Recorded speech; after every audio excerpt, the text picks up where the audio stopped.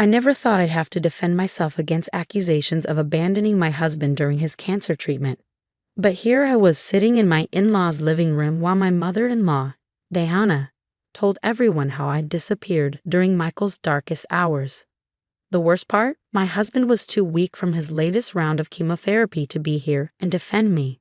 She was never there, Diana announced to the gathered family members, her voice trembling with what I knew was manufactured emotion. My poor Michael, lying there alone while she was out God knows where. I practically lived at that hospital while she was probably out partying. I gripped the armrest of the antique chair I was sitting in, my knuckles turning white. Around me sat Michael's siblings, aunts, uncles, and cousins, all of them wearing expressions ranging from disgust to pity. The family meeting Diana had called was turning into exactly what I feared, a public trial where I was already condemned. "That's not true," I said quietly, but Diana spoke over me. "I have proof." She pulled out her phone, scrolling through what looked like timestamps of hospital visits. "Look at these records. I was there every single day from 8 a.m. to 8 p.m. Where were you, Amanda? Because I hardly saw you."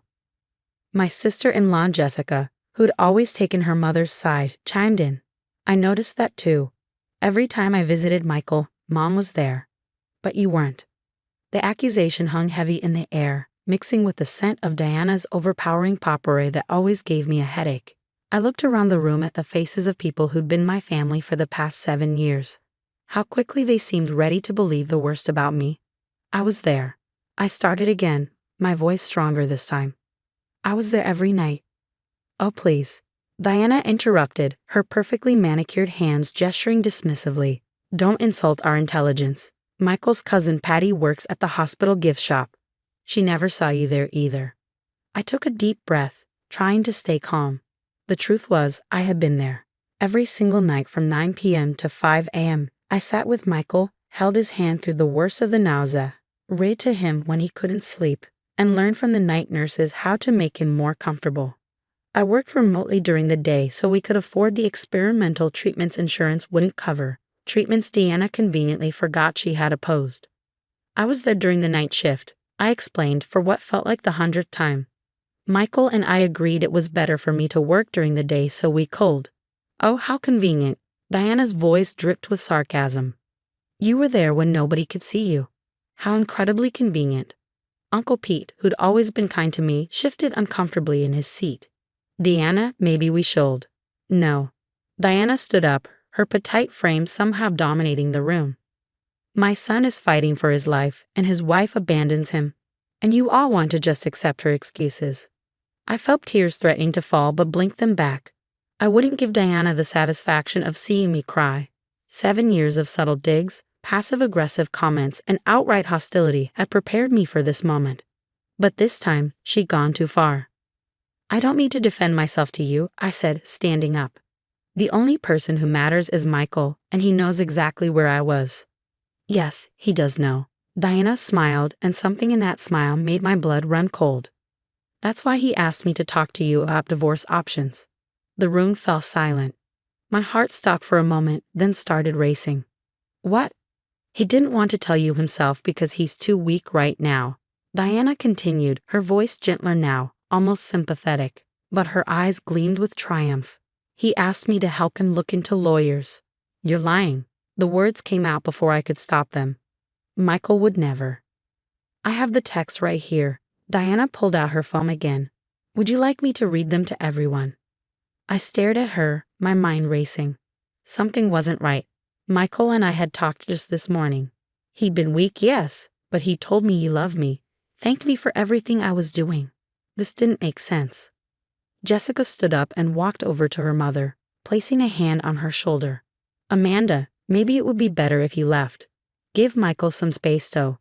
The sound of the front door opening cut her off. We all turned to see Maria, Michael's night nurse, standing in the doorway. She was still in her scrubs, her hospital ID badge hanging around her neck. "I'm sorry to interrupt," she said, her voice firm and professional, "but Michael asked me to come here. He was quite insistent." Deanna's face flickered with uncertainty for the first time. "This is a private family matter. You have no right to." Actually, Maria cut in, pulling out a tablet from her bag. "I think I have something everyone needs to see." Especially you, Mrs. Thompson. The look on Diana's face told me she knew exactly what Maria might have brought with her, and suddenly I understood why my mother-in-law had chosen today, of all days, to call this family meeting. Maria looked around the room, her eyes finally settling on me with a kind smile. Should I show them the security footage from the oncology ward, or would you like to tell the truth first, Mrs. Thompson? Diana's face drained of color as Maria connected her tablet to the large TV mounted on the wall. The family shifted uncomfortably, sensing that something significant was about to unfold. Uncle Pete cleared his throat, while Jessica suddenly found the carpet fascinating. This is from 3 nights ago, Maria explained, pressing play. The oncology ward has cameras in all hallways and common areas for patient safety. The footage was clear, showing the dimly lit hospital corridor outside Michael's room. The timestamp read 2:17 a.m. I immediately recognized myself sitting in the small waiting area, hunched over my laptop while Michael slept. Then Diana appeared on screen, clearly not expecting anyone to be there at that hour. You shouldn't be here. Diana's voice rang out from the TV speakers. Visiting hours are over. The me in the footage looked up, exhausted. I have permission from Dr. Stevens to stay. I'm his wife, Diana. A real wife would be here during the day, Diana snapped, not skulking around at night like some kind of.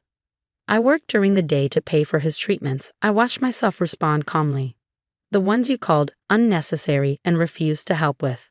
The gathered family members shifted uncomfortably. Diana had told everyone she offered to pay for all of Michael's treatments. Maria paused the video. Should I continue? Because there's more.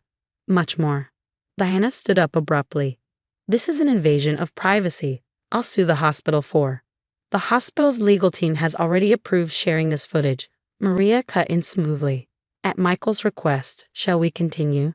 Without waiting for a response, she pressed play again.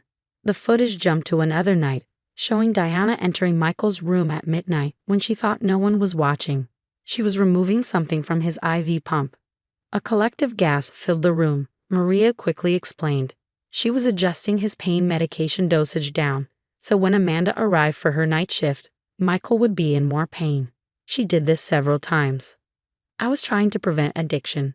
Diana protested, but her voice shook. No, Maria's voice was steel. You were trying to make Amanda look incompetent.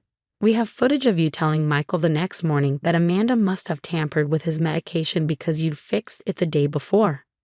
Jessica stood up, moving away from her mother. Mom, how could you? But Maria wasn't finished. She pulled up text messages on the tablet. These are the actual messages from Michael's phone, not the doctored ones you showed earlier. The messages appeared on screen. Michael, Mom, stop telling everyone Amanda isn't here. She's here every night. Diana, I'm trying to protect you. She's probably seeing someone else during the day. Michael, that's ridiculous. She's working to pay for my treatments. Treatments you called a waste of money. Diana, don't you see? She's poisoning you against me, my own son. More messages followed, showing Diana's increasing attempts to drive a wedge between us, including the fake divorce messages she created to show the family. Uncle Pete stood up, his face red with anger. Diana, what the hell were you thinking? You deliberately tried to break up your son's marriage while he's fighting cancer. I was protecting him. Diana's voice rose hysterically. She's not good enough for him. She never was. Always working, always too busy. Working to save his life. I finally erupted, years of pent-up frustration pouring out. While you were playing the devoted mother during convenient visiting hours, I was there every night. I was there when he couldn't stop throwing up at 3 a.m. I was there learning every medication, every procedure, working remotely from his room while he slept so we could afford the treatments you called wasteful. The room fell silent. Even Diana seemed to shrink under the weight of the truth. Maria stepped forward. There's one more thing everyone should see. She pulled up a final clip. It showed Michael, late at night, holding my hand while I slept in a chair beside his bed. He was stroking my hair, looking at me with such love it made my heart ache. She's my miracle, Mom. Michael's voice came through clearly as Diana entered the room. I don't know what lies you're spreading about her, but they stop now. Amanda is the only reason I'm still fighting. Do you understand? The footage ended, leaving the room in heavy silence. Diana stood alone now, everyone having moved away from her. Her perfect mask had crumbled, revealing the bitter, manipulative woman beneath. "I think," Uncle Pete said slowly, "we all owe Amanda an apology. And Diana, I think it's time for you to leave." Maria handed me a sealed envelope. "Michael asked me to give you this. He wanted to be here today. But—" I opened it with trembling hands, recognizing my husband's handwriting. "My dearest Amanda, I'm sorry I'm not strong enough to be there today, but I needed everyone to know the truth. Mom's lies stop now. You are my strength, my love, and my reason for fighting. I've asked Maria to show them everything. All my love. Michael." Looking up from the letter, I found the family staring at me with a mixture of shame and regret. Diana was quietly crying in the corner, but for once, no one was rushing to comfort her. 3 months have passed since that day in Diana's living room, and everything has changed. Michael's latest scans showed the experimental treatment was working. The tumors had shrunk significantly, but that wasn't the only healing taking place in our lives. I was arranging flowers in Michael's hospital room when Jessica arrived, looking uncomfortable but determined. It was her first visit since the revelation of Diana's deception. "Amanda," she started, twisting her wedding ring nervously. "I've been trying to find the right words for weeks. I'm so sorry. I should have questioned Mom's stories. I should have noticed how she only showed up during the day, how she always had a convenient explanation for everything." I carefully placed the last sunflower in the vase. "You believed what you wanted to believe, Jessica. What your mother trained you to believe. That's no excuse," she whispered, tears forming in her eyes. "I watched her tear you down for years and I helped her do it. Michael must hate me." "I don't hate you, Jess." Michael's voice came from the bed. He was looking stronger every day, some color returning to his face. "But I need to know I can trust you, that you'll stand with us against Mom's manipulation." Jessica moved to his bedside, taking his hand. "I'm in therapy now," she admitted, trying to understand why I always enabled her behavior, why I never questioned her lies. She turned to me. "The night nurse, Maria, she told me how you learned every procedure, how you kept detailed notes about Michael's medication schedule. While I was believing Mom's lies, you were actually saving my brother's life."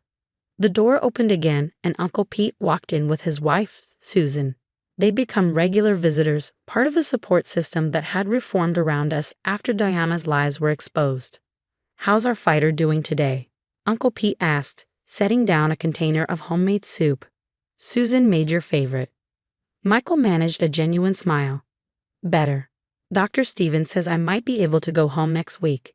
"To your new home," Susan emphasized, giving me a knowing look. "After everything that happened, we decided to sell our house. Too many memories of Diana's unannounced visits and criticism, and bought a small cottage closer to the hospital." "Has anyone heard from Mom?" Jessica asked quietly. The room fell silent. Diana had tried everything after her lies were exposed. Tears, accusations, even threats to contest Michael's power of attorney. But when Michael's lawyer presented her with a restraining order, she finally seemed to understand the magnitude of what she'd done. "She's still sending emails," Michael sighed. "Yesterday said she'd found a miracle healer in Arizona who could cure my cancer with crystal therapy. Still trying to prove Amanda's treatments are wrong." "I blocked her number last week," Jessica admitted, "after she tried to convince me you were being held against your will in the hospital." Uncle Pete shook his head. "The woman needs help. Professional help. But first she needs to admit what she did was wrong." As if on cue, my phone buzzed with a message from Maria. She'd stayed in touch, becoming a close friend after everything that happened. The message contained a link to a private Facebook group where Diana had apparently been sharing her version of events. "She's telling people we've all been brainwashed by the hospital staff," I said, reading the post, "that we've turned her own children against her." Michael reached for my hand, squeezing it gently. "You know what? Let her talk. The people who matter know the truth. And look what her lies brought us: a stronger marriage, a closer family, and the clarity to finally set boundaries." He was right. Despite Diana's attempts to destroy our marriage, she'd accidentally made it stronger. The family had reformed around us, smaller but more genuine. Even Jessica had broken free from her mother's influence, discovering her own strength in the process. "The latest scan results came in this morning," Michael announced, changing the subject. "The tumors have shrunk another 15%. The room erupted in celebration. As I watched Michael laugh with his sister and uncle, I thought about how different this scene was from those dark nights in the hospital. We'd made it through not just the cancer, but through Diana's poison as well. Later that night, as Michael dozed beside me in his hospital bed, I updated the journal I'd been keeping throughout his treatment. I wrote about Diana's attempts to destroy us, but more importantly, about the love that had proved stronger than her lies, about the family that had reformed, stronger and more authentic than before. Maria stopped by during her rounds, smiling at the sight of Michael peacefully sleeping while I worked on my laptop beside him. "Just like old times," she whispered. "Except now everyone knows what a warrior you both are." I thought about the security footage that had exposed Diana's lies, about the unexpected ally I found in Maria, about the family members who'd stepped up to support us.